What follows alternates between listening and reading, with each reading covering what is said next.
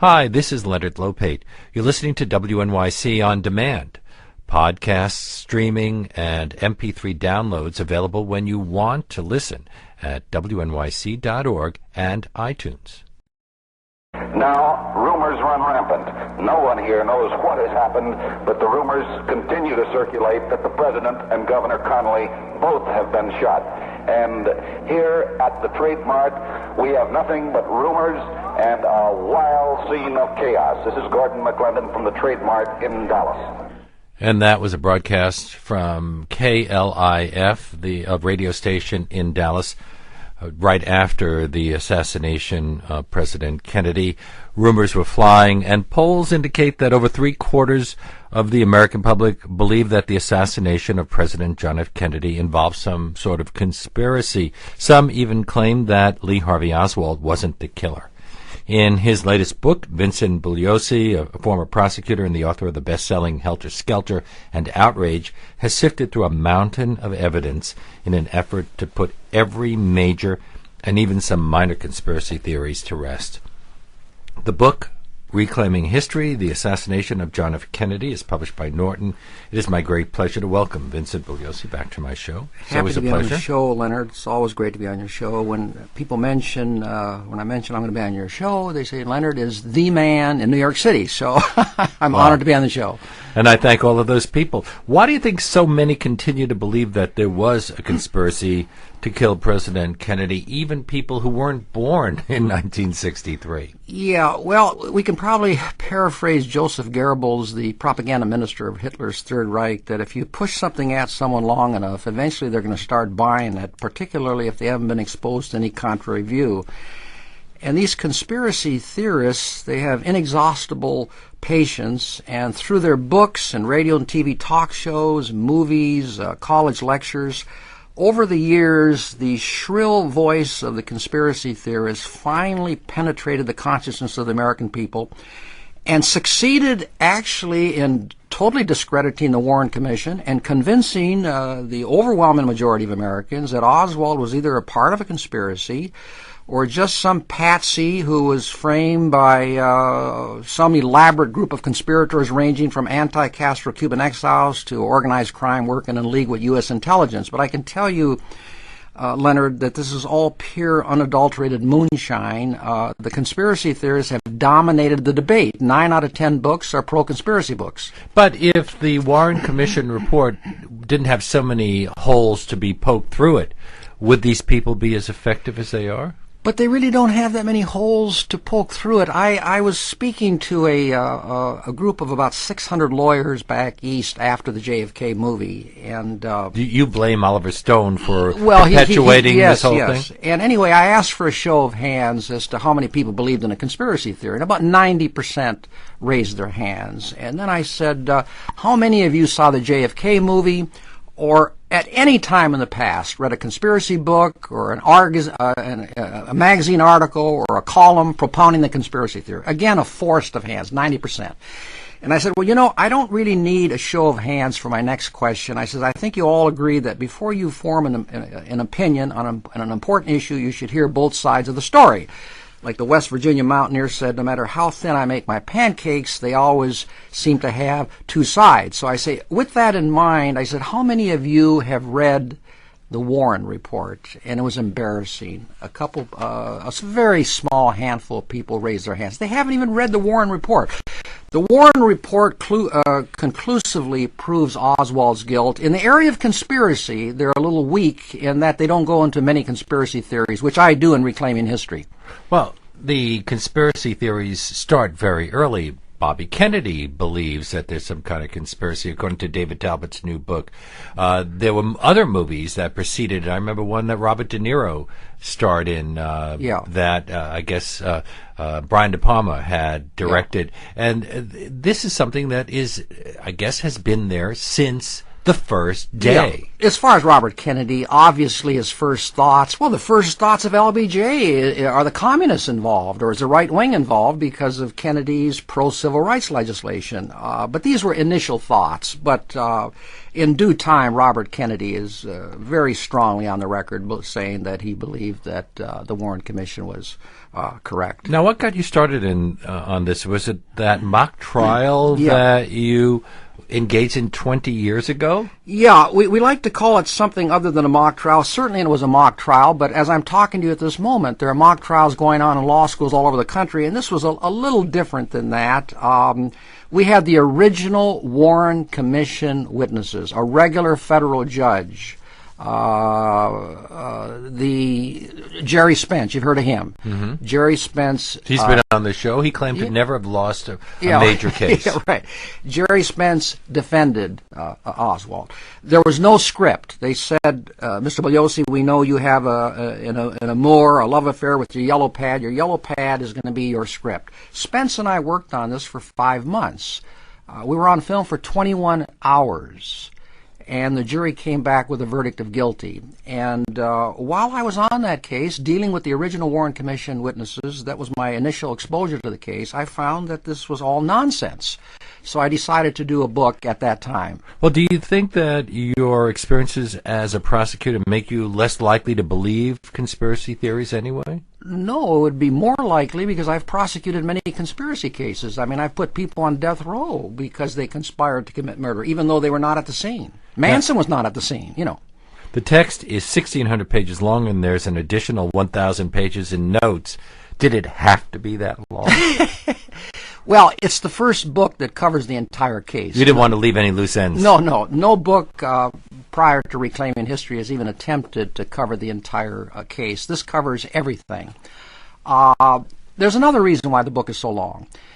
There are two realities in this case. The first reality, Leonard, is that within hours of the shooting in Dealey Plaza, virtually everyone in Dallas law enforcement, I'm talking about the Dallas Police Department, Dallas Sheriff, local office of the FBI, it was obvious to them that Oswald had killed Kennedy. I mean, he did everything indicating that he was guilty. He fled from the book depository building. It was his weapon, etc. So they were convinced that Oswald was guilty, and once they found out what a kook he was, they said no one's going to conspire with this guy. Your original question is what? Now let me get back. I think we're still back to 1,600 pages plus 1,000 pages. Yes. So it was pretty obvious that Oswald killed Kennedy and he acted alone. And it's basically a simple case. And this reality exists to this very moment that I'm talking to you right now. But there's a second reality. Here's the second reality. Because of the fanatical obsession, the unceasing fanatical obsession of literally thousands upon thousands of conspiracy theorists and Warren Commission critics who have investigated every conceivable aspect of this case for close to 44 years and made hundreds upon hundreds of allegations, this simple case, Leonard, has been transformed into its present form. And if I can tell you what its present form is, here's its present form. It is currently the most complex murder case by far in world history. Just to give you an example, one of my endnotes, I'm not talking about the main text now, just one endnote on acoustics in manuscript form ran to about 120 pages with 60 footnotes. So that's a book. Yeah, so that's why this book is so long. Not because this is not a simple case. This is a simple case, but it's no longer simple because of the conspiracy theories. My guest is Vincent Bugliosi. His latest book is an enormous tome called Reclaiming History, The Assassination of President John F. Kennedy. It's published by Norton. So let's go over some of those unclear areas. Okay. How many shots were fired at Kennedy? 3 shots were fired. Some people say 4. Yeah, well, the vast majority heard 3 shots. Dealey Plaza resounds with echoes, and there was some confusion. One spectator thought he heard 8 shots, but 3 shots were fired, And I have a photo in Reclaiming History taken right after the shooting, and it shows 3 cartridge casings right below that 6th-floor window. Now, the president's head moved backward after he was shot, and that has been interpreted as meaning that the bullet entered from the front. Right. And then there's also the matter of the exit wound above the entrance point of the bullet that went through John F. Kennedy's back, and that doesn't make sense if we think that Oswald was shooting from a position above where the Yeah, president but no was. one is suggesting that the assassin was lying on the street either, shooting upwards. I have a photo in the book. Kennedy had been waving his hands through the motorcade, and the photo in the book is taken 2.5 seconds before the first shot, and his suit is all bunched up. You can't even see the white collar, and that's why the entrance wound was lower on the suit than it was on the actual entrance wound. Now, you asked a very good question about the head snap to the rear indicating a shot from the front. If you look at the film, there's no question that you see this head snap to the rear. Spence in London showed the Dallas jury that segment 5 times. He said it looked like Babe Ruth took a bat and slugged the president from the front. This is the Zapruder film. The Zapruder film, yes. And if I hadn't had an answer to that, there would have been a reasonable doubt, and the jury probably would have come back with a not guilty verdict. As you know, the jury in London came back with a verdict of guilty. If you look at the individual frames, as opposed to the film, you cannot see it if you look at the film. You have to look at the individual frames. At frame 312, you see the president's head. It's okay. At frame 313, 1/18th of a second later, there's 18.3 frames per second. You see the explosion to the president's head at frame 313. And in what direction is the president's head pushed? It's pushed forward at frame 313, indicating what? A shot from the rear. So at this all-important moment of impact, which you cannot see on the film, at this all-important moment of impact, the president's head is propelled forward, indicating what? A shot from the rear, and then at frames 314 to 321, the head snap to the rear, the neuromuscular reaction. But that's a very good question. And then some conspiracy theorists refer to the bullet that struck both Kennedy and Governor John Connally, who was seated in front of the president, as a magic bullet. Okay, but he wasn't seated in front. He wasn't. I mean, he was seated to the left front. This magic bullet thing is just a fraudulent creation of the conspiracy theorists. What they do in their sketches, Leonard, they put Connally directly in front of Kennedy. So therefore, a shot coming from the right rear, passing through soft tissue on a straight line through Kennedy's body, to hit Connally would have to make a right turn in midair and then a left turn to go on and hit Connally. The only problem is, if you start out with an erroneous premise, everything that follows makes a heck of a lot of sense. The only problem is that it's wrong. If you look at the Zapruder film and many still photographs, Connally was not seated directly to Kennedy's front. He was seated in a jump seat. He was to the president's left front and lower.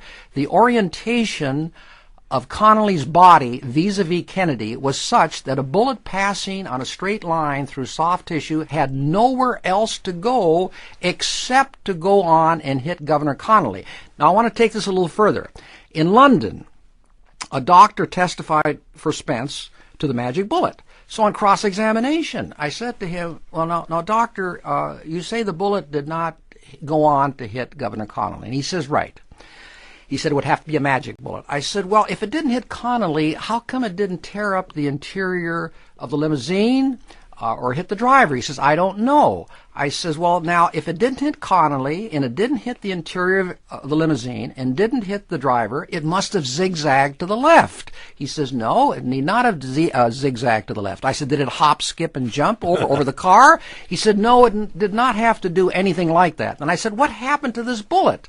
And he says, I have no idea. So what it turns out now is that if we buy the conspiracy argument, once this bullet exited the president's throat, it virtually vanished into thin air, vanished without a trace. That is the magic bullet.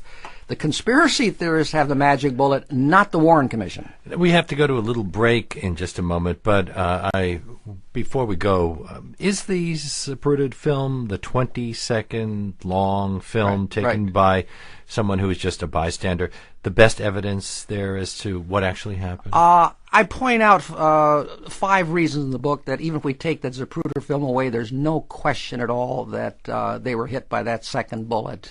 But it's helpful. But there's no audio on it, so you cannot tell with 100% certainty, with the exception of frame 313, where when he's hit in the head, you cannot tell with 100% certainty exactly when the shots were fired. When the Zapruder film was shown on TV in the 1970s, it created such an outrage that it led to the formation of the House Select Committee on Assassinations. Well, yeah, because that head snapped to the rear. People looked at it and said, wait a while, the shot had to come from the grassy knoll from the front. But if you look at the individual frames, at that all-important moment of impact, the president's head is pushed forward. My guest is Vincent Bugliosi, and his latest book is Reclaiming History, The Assassination of President John F. Kennedy. It is published by Norton. We will continue our conversation after we take a little break. Stay with us.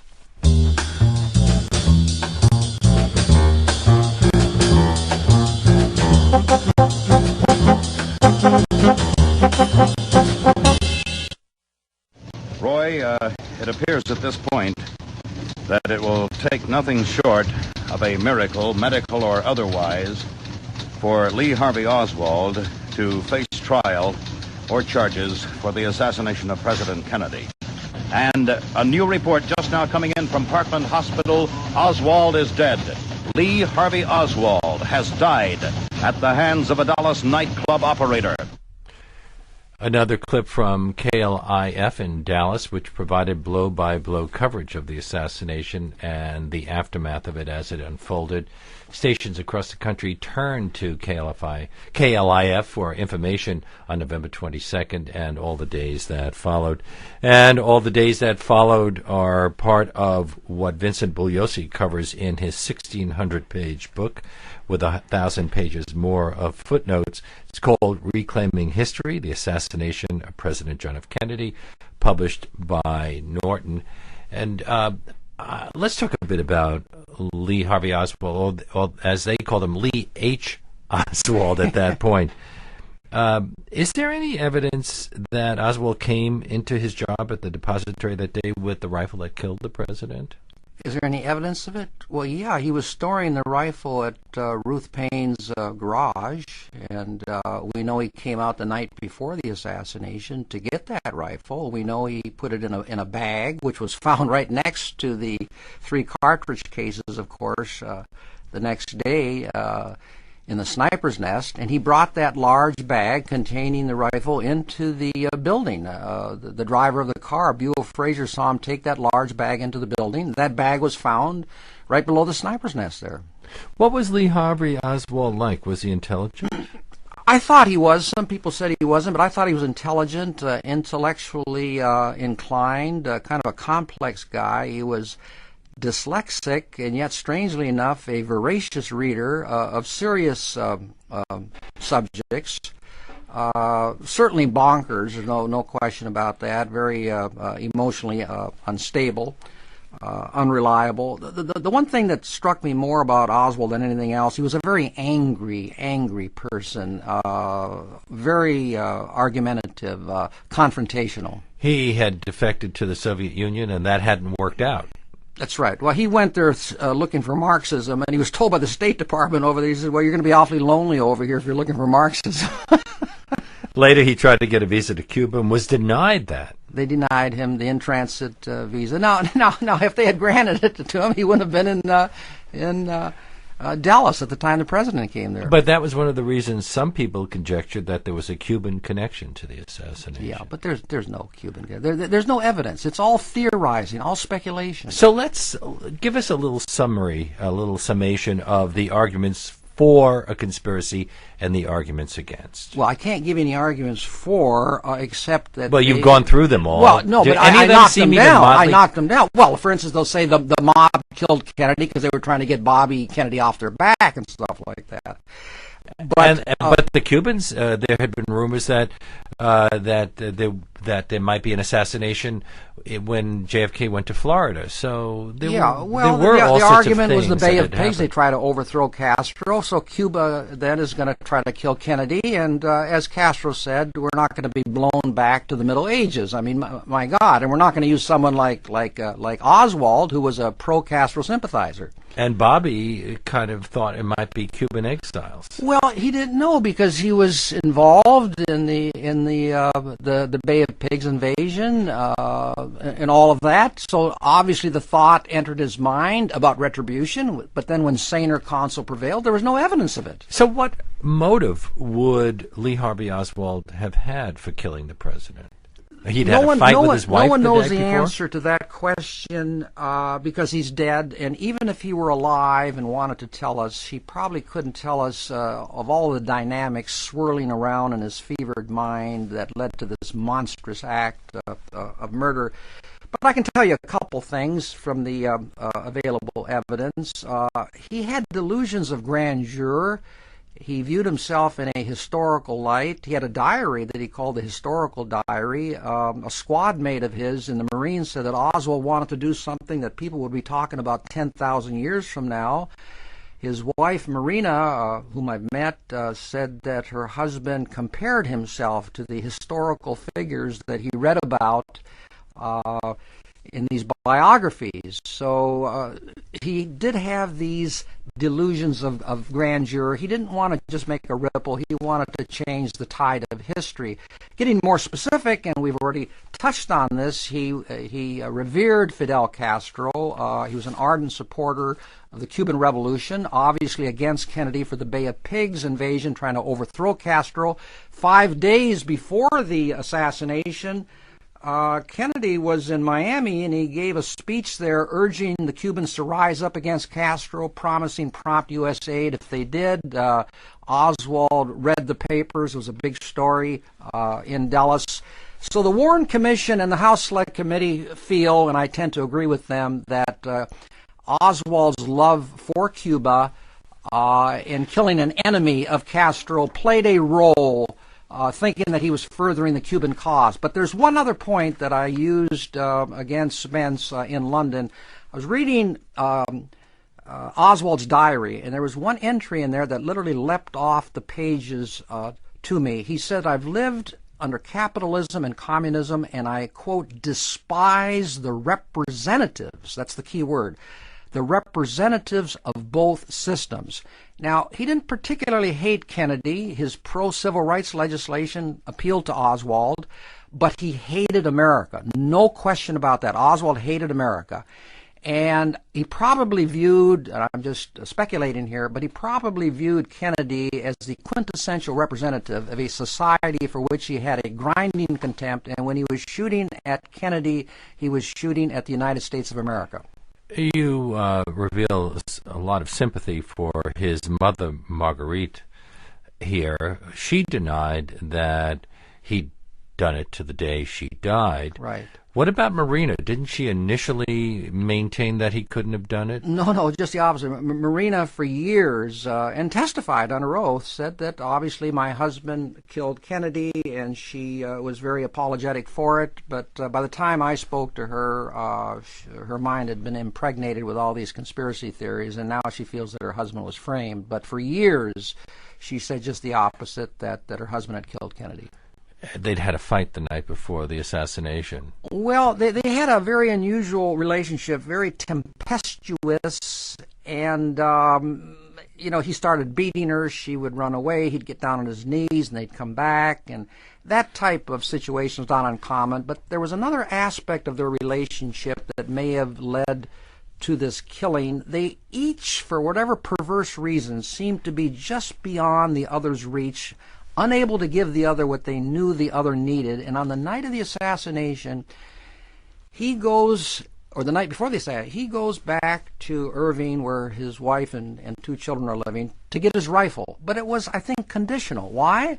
Because he begged Marina, and she's testified to this, 3 times to come back to him. And he said, you know, we can do it now. I'm making $1.25 an hour. I can get an apartment for the four of us. We'll get you a used washing machine. And playing this game to the very, very end, she testified, I was smiling on the inside, okay, but on the outside I was tough, not giving him what he needed. And she said no, all right? And from that moment on, his demeanor changed, and we knew what he did the following day. And I feel, I'm not 100% sure, I'm 95% sure that if she had gone back to him that night, there would not have been a killing the next day. And she herself has taken on the responsibility for the murder and said, if I'd only known what he was planning to do the next day, obviously I would have gone back to him. My guest is Vincent Bugliosi, whose latest book is Reclaiming History, the Assassination of President John F. Kennedy, and it is published by Norton. Has any connection been found between Jack Ruby, the man who killed Oswald, and Oswald? No. They looked at that in a great amount of depth. No connection between Ruby and Oswald. Ruby loved President Kennedy, thought he was the greatest man in history, and I knew his sister. When I say I knew her, I never met her, but I spoke to her over the phone several times. She lived in L.A., and Eva was her name, and Eva told me, she said that when President Kennedy died and was shot, she said, my brother Jack, quote, cried more than when Ma and Pa died. He took Kennedy's death very, very hard, and when he shot Oswald, he said, well, someone had to shoot that son of a gun. And but there was another reason involved here. He thought he was also going to become a hero. Those that knew Ruby absolutely thought that he was going to become a hero. He tried to get an agent. He thought there was going to be a book, a big movie about him for doing this heroic deed. But there's no connection between Ruby and Oswald. Well, we have more delusions of grandeur, in a way. Yeah, right. Here's an interesting point. The FBI interviewed no less than 100 people who knew Ruby very, very well. Not one of them even dreamed that this guy was a member of the mob or killed Oswald for the mob. They laugh at it. It's a joke. And yet thousands of conspiracy theorists around the country who never met Jack Ruby are convinced he was this big-time mobster. Actually, the guy was a joke. Well, so many of the conspiracy theories I've heard are based on association. Jack Ruby lived with this person who knew someone who was Oswald's ex-boss's roommate, and on and on and on. What's this now? I'm just making that up, but it's that kind of thing where. Then this cop died 3 years later, and that Oswald was Jack Ruby's illegitimate son too. I mean, there's all types of crazy things out there. Well, let's go back to the hard evidence. Isn't part of the problem also that the autopsy of President Kennedy's body revealed that there had been some destruction of evidence because they try to resuscitate Kennedy and in the process had destroyed some evidence that might have helped keep things clear. There's no more complete book on the assassination than Reclaiming History, and I've never read that there was a destruction of evidence at Parkland Hospital.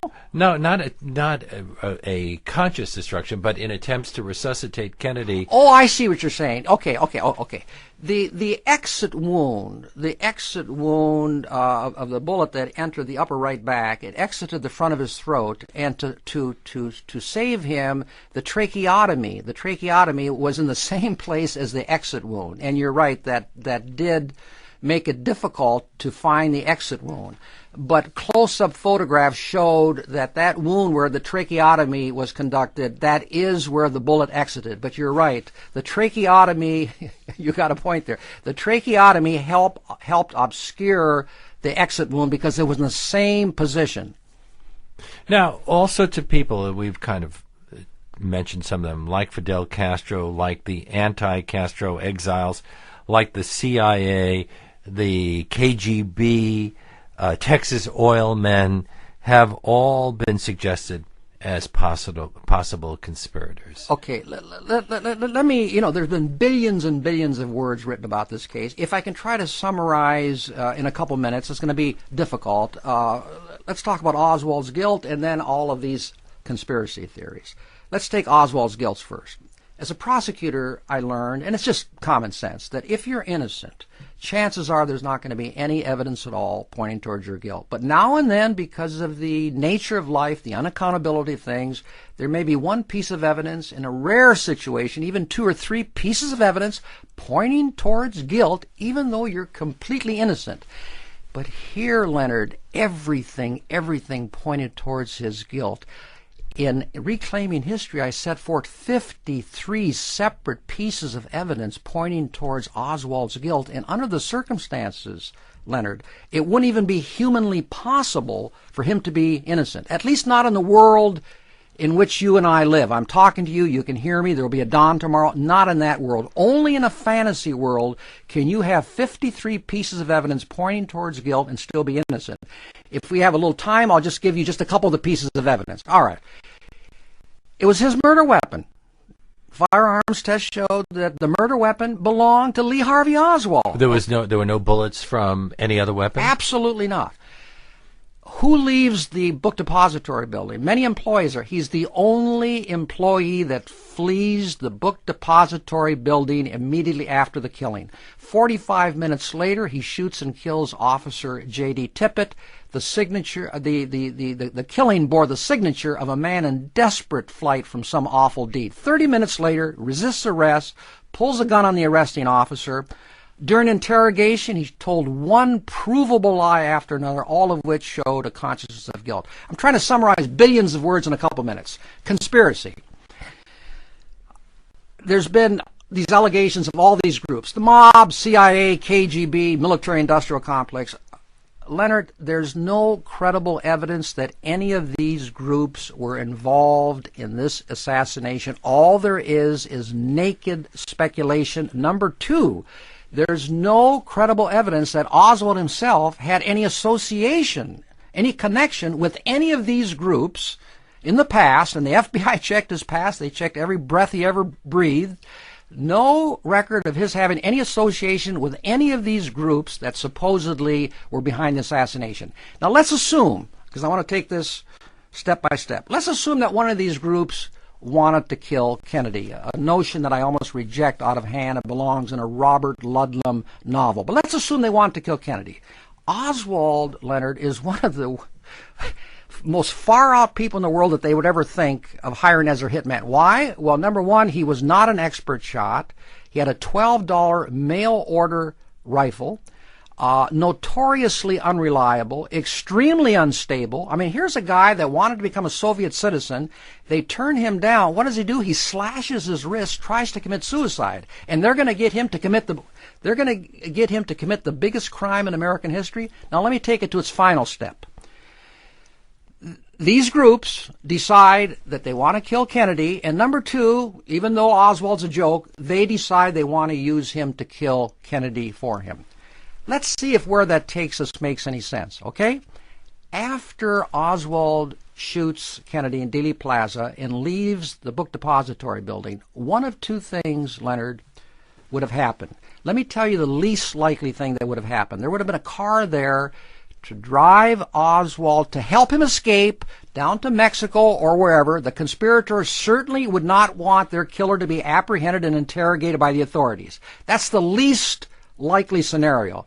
The most likely scenario, and I think you know what I'm going to say, Leonard, the most likely scenario, if the mob was behind this or the CIA, there would have been a car waiting for him to drive Oswald to his death. And yet we know that he's out on the street with $13 in his pocket, attempting to flag down buses and cabs, okay? I mean, that fact alone. I'm trying to summarize billions of words. I understand, and I think you make a very strong case. I wonder why District Attorney Jim Garrison of New Orleans, then, who also had similar training to yours, would have tried to find some connection to Clay Shaw in all of this. The joke is, really, he used Clay Shaw as a patsy. Clay Shaw was a patsy. He wanted to attack the Warren Commission. Jim Garrison gets up in his final summation, and the only time he mentions Clay Shaw, if you're a prosecutor, you say Clay Shaw's guilty. Here's the evidence. The only time he mentions Clay Shaw in his final summation down in New Orleans is that you folks are here to determine whether Clay Shaw is guilty or not guilty, something that they already knew. I'm convinced that he used Shaw to really attack the Warren Commission. He thought the Warren Commission was a fraud. You know that after the verdict was not guilty, the Times-Picayune, the New York Times, they said, this is one of the greatest miscarriages in the history of America.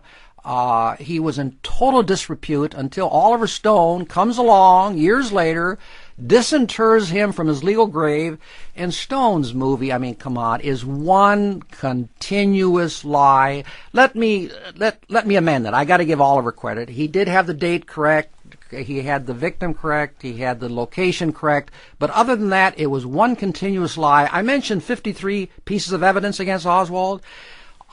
He couldn't find, I'm talking about Stone, he couldn't find time in his 3-hour and 8-minute movie. I understand. I mean, there just wasn't time. He couldn't find time, Len, for one single piece of evidence against Oswald to put into that movie. Now, we have no more time here, but the last two books, one is about Manson, the other in which you made the case that O.J. Simpson was the murderer. In both cases, I don't think only a few people will probably not be persuaded. But what about this? You have 1,600 pages plus 1,000 pages of notes. Do you think that you're going to change the minds of 3/4 of all Americans? Well, you know, it's difficult for me to talk about this case and be candid without boasting. I hadn't had that problem with my other case, but I'm going to be with my other books. But I'm going to be candid with you, even though people are going to say it's boasting. Leonard, no one ever dreamed that this book here, Reclaiming History, would ever be written. This is a book that settles all questions about the assassination beyond all doubt. It's my belief, and it sounds boastful, but I'm going to be candid, that no reasonable, rational person can possibly read this book without being satisfied beyond all reasonable doubt that Oswald killed Kennedy and acted alone. The Los Angeles Times said this is a book for the ages, and when I wrote the book, that was my intent, to write a book for the ages. And the Times says, Reclaiming History may find